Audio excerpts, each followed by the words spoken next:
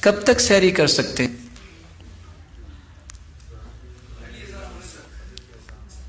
پہلی اذان ہونے تک۔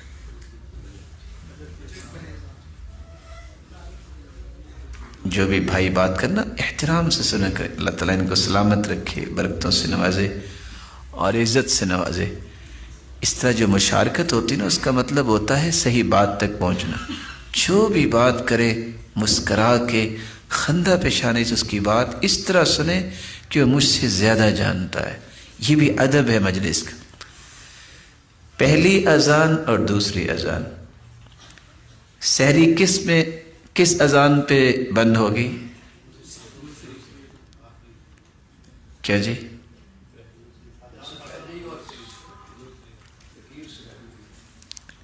آپ نے کچھ فرمایا میرے محترم؟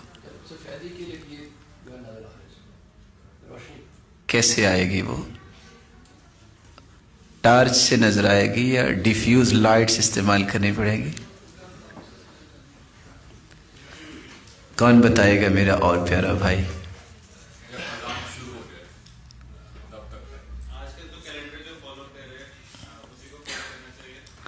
چلو اس ٹیکنالوجی سے فائدہ تو لینا چاہیے نا، اگر اس طرح ٹائمنگ بن گئی ہے تو اس کا بھی انکار نہیں کرنا چاہیے، لیکن جب تک اذان نہیں ہوتی اس وقت تک تو سحری کھا سکتے ہیں نا۔ اور اذانیں دو ہوتی ہیں، پہلی بھی اور دوسری بھی۔ تو رسول اللہ صلی اللہ علیہ وسلم نے فرمایا تھا کہ جب اذان، آپ کے دو مؤذن تھے نا، عبداللہ ابن ام مکتوم اور بلال رضی اللہ تعالیٰ عنہ، تو آپ صلی اللہ علیہ وسلم نے کیا فرمایا تھا کہ جب عبداللہ بن مکتوم اذان کہے تو کھاتے پیتے رہا کرو، یہ تو اس لیے اذان دیتے ہیں لیوقظ النائم، کچھ سویا ہوا ہے تو بیدار ہو جائے، اور اس لیے اذان دیتے ہیں کوئی تہجد پڑھ رہا ہے تو اسے متنبہ کر دے کہ اب ٹائم تھوڑا رہ گیا ہے، اور جب بلال اذان دیں تو تم سحری بند کر دیا کرو۔ تو پھر کون سی اذان پہ سحری بند ہوگی؟ دوسری۔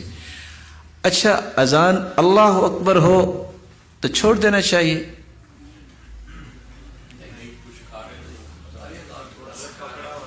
کچھ جواب تو دینا چاہیے نا آپ کو۔ آپ ویسے کیا کرتے ہیں؟ ویسے ماشاءاللہ روزے تو رکھے نا آپ نے، لگتا ہے کافی سارے رکھے ہیں ماشاءاللہ۔ کیا کرنا چاہیے؟ مثال کے طور پہ ایک شخص کے ہاتھ میں لقمہ ہے اور اس نے لقمہ اپنے منہ مبارک میں بھی ڈال لیا ہے، کیا پھینک دے اسے یا چبا لے اسے یا ہاتھ میں تو اسے بھی پھینک دے؟ ہو سکتا ہے کسی بھائی کو پسند، اس نے ہاتھ میں کافی ساری چیز پکڑی ہوئی ہے، ایک بہترین سی جو نا وہ چیز پکڑی، اس میں کوئی میٹھی چیز بھی کھا رہا ہے، کیا کرے؟ دیکھیے یہ چیزیں میری اور آپ کی زندگی کا حصہ ہے۔ ہم اگر آپ چھپا جائیں گے تو ہمیں مسئلہ سمجھ میں نہیں آئے گا۔ کیا کرنا چاہیے؟ دیکھ لینا، آپ لگتا ہے ایسا ہی کرتے ہوں گے۔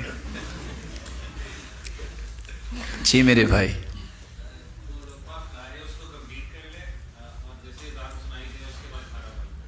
کھانا بند کر دیں۔ اس کے بارے میں آپ کی خدمت میں ایک حدیث پیش کرنا چاہوں گا۔ رسول اللہ صلی اللہ علیہ وآلہ وسلم کا فرمان ہے، صحیح الجامع میں 607، سلسلہ صحیحہ 1394، سیدنا ابو ہریرہ رضی اللہ تعالی عنہ سے مروی ہے، اذا سمع، الفاظ پہ غور کیجئے گا، اذا سمع احدکم النداء، جب تم میں سے کوئی شخص اذان سنے، وَالْإِنَاءُ عَلَى يَدِهِ، اور برتن اس کے ہاتھ پر ہے، پھر سنیے گا، وَالْإِنَاءُ عَلَى يَدِهِ، اس نے ہاتھ میں برتن پکڑا ہوا ہے، پھر کیا کرے؟ فَلَا يَضَعُهُ، اس برتن کو نہ رکھے، حتی، جب تک، یقضی حاجتہ منہ، اس برتن سے اپنی ضرورت پوری نہیں کر لیتا۔ اچھا کتنے لقمے کی گنجائش نکلی؟ ایک کی کہ دو چار کی؟ بولے جب آپ کی ضرورت پوری ہوگی. کیونکہ بعض لوگ کیا ہوتا ہے کہ اذان شروع ہوئی وہ بیچارے سب کچھ پھینک دیتے ہیں. اصل کا پتہ ہونا چاہیے. لیکن اس کا یہ بھی مطلب نہیں ہے کہ ہاتھ میں برتن ہے تو جو ہی اللہ اکبر ہو جلدی سے دونوں ہاتھوں میں برتن لے لیے. اب وہ رکھیں گے کیسے اور حاجت کیسے پوری کریں گے؟ اس کا یہ قطعاً مطلب نہیں ہے. حدیث کو حدیث کے معنی میں لیا جائے. جو آپ کی ضرورت ہے اس کو آپ پورا کر لیں. وہ ایک لقمہ بھی ہو سکتے ہیں, 2 لقمے بھی ہو سکتے ہیں, لیکن اس میں انسان کو غلط استعمال نہیں کرنا چاہیے. غلط استعمال کے پتہ ہے اس کو کہ اب یہ میرے ہاتھ میں تو ہے نہیں, اس کو ہاتھ میں لانے کی کوشش نہ کریں. اور نہ ہی لوگوں پہ اس طرح فتوے لگانے کی کوشش کریں کہ آپ نے چونکہ اذان ہوئی تو آپ یہ جو لقمہ کھا رہے تھے اس کو چبایا ہے نا, آپ کو تو روزہ ہوا ہی نہیں. اور بیچارے کتنے فون کرتے ہیں, آپ حیران ہوں گے. یعنی ان سوالات سے خوشی بھی ہوتی ہے کہ مسلمانوں میں بہت ساری نیکی کی خواہش ہے, تڑپ ہے, اور مسلمان بیچارے پریشان ہوتے ہیں جی ہمارا روزہ ہوا کہ نہیں ہوا. اس کا مطلب ہے کہ ان کو فکر ہے کہ ہمارا روزہ کہیں ضائع نہ ہو جائے. اور اس کو اپریشیٹ کرنا چاہیے کہ مسلمانوں کے اندر یہ جو تڑپ اللہ نے رکھی ہے یہ معمولی تڑپ نہیں. رب تعالیٰ ہر ایک کی عبادات کو قبول فرمائے.